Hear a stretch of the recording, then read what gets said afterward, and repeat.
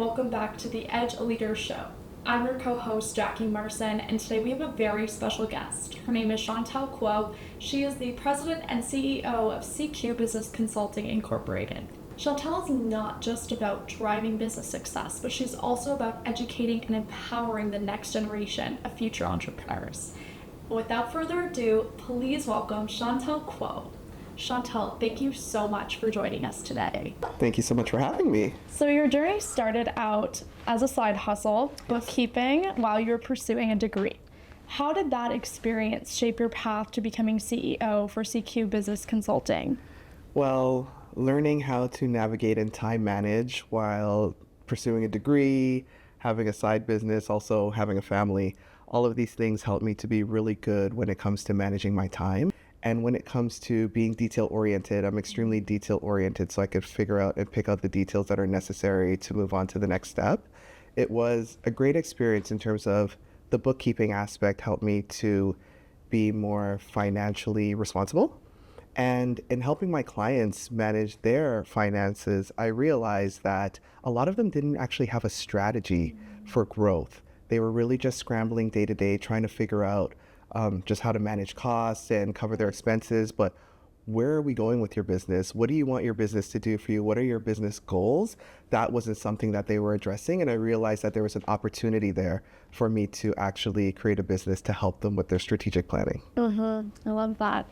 And speaking of helping, tell us about Rising VR, which is the tech-based program that you co-founded for Black artists in Ontario. Yes, so Rising VR is a program that I co-founded with Randella J, who's the first Ontario Poet Laureate, and also the founder of Rise Edutainment, which is a not-for-profit organization which gives artists a platform to showcase their talents.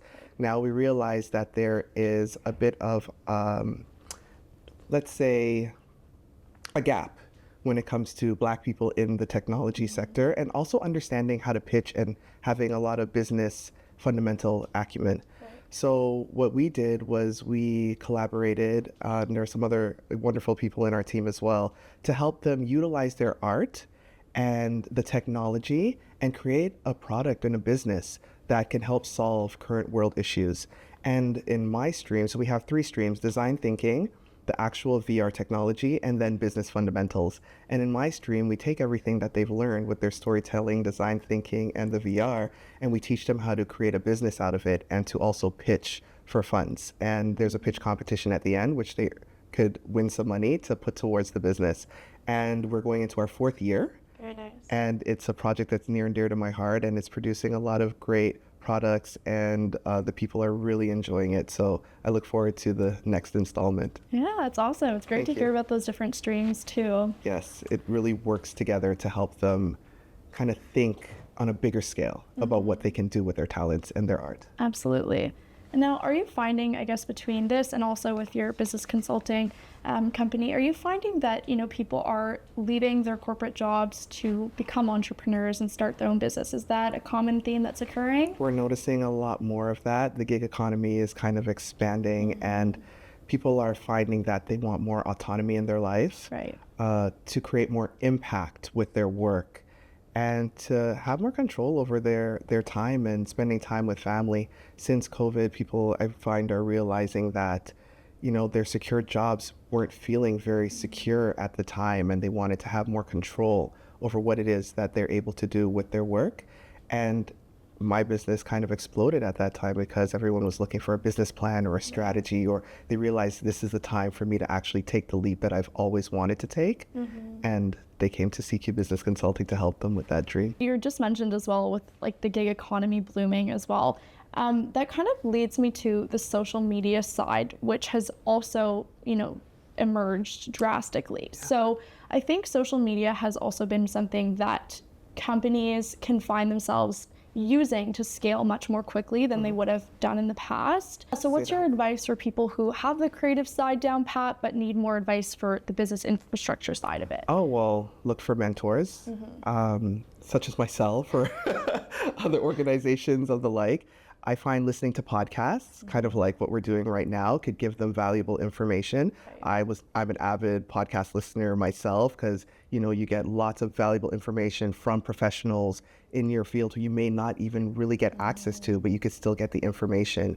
And just do your research, right? Do your research, understand your industry, look at your competitors, see what everybody's doing, see what your competitive advantage is, and then create your content, speak around that. Also, your target audience. I try to tell my clients, are you speaking to the right people? Because sometimes your business is not taking off because your message is not hitting who it's supposed to be hitting. So you're not really focused in on your target audience. So really looking and honing in on who your target audience is. And then what's the value that you're bringing, right? Understand your value proposition and what you're bringing to the market. And once you hone in on all of those pieces with the research, you'll start to see some magic. That's great. That's great. And so, you mentioned, do your research, and a lot of people, they go on to do their MBA, they do understand that knowledge, they do get that research, you've done your MBA as well. I've done it myself, yes. And so what would your advice be for kind of taking that knowledge, but then applying it into practice? Because that's something that you do with your business consulting. You're able to bridge the gap between research and practice. Yes, so I take the research and I help my clients understand the market, but I help them put it into actionable steps. Sometimes you get information overload or you're not sure exactly what to do or what comes first. That's where they come to me and I help them to figure out what needs to come first with their business. All steps are not the same and all businesses aren't the same and all people aren't the same, right? Depending on what your business goals are, your steps might be different. So we'll go through what it is. First and foremost, I have a conversation with them on what is it that they want to achieve with this business. Are you building it to sell? Are you building it to keep? What is it that you want to do with your business? Once we figure out what that is and we do the research around that, we do internal research of what's happening within your organization. We do external research of what's happening within the market. And then we put steps in place for you to achieve your specific business goals.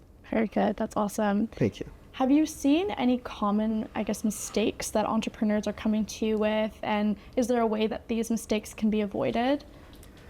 Common mistakes that I see them make is not putting as much attention into the finer details of the business, the analytics, looking at the financials, how to manage your costs, those things. I find a lot of people more want to focus on the content creation, the branding, the fun things, right? And that's all well and good, and it does serve to help with your sales.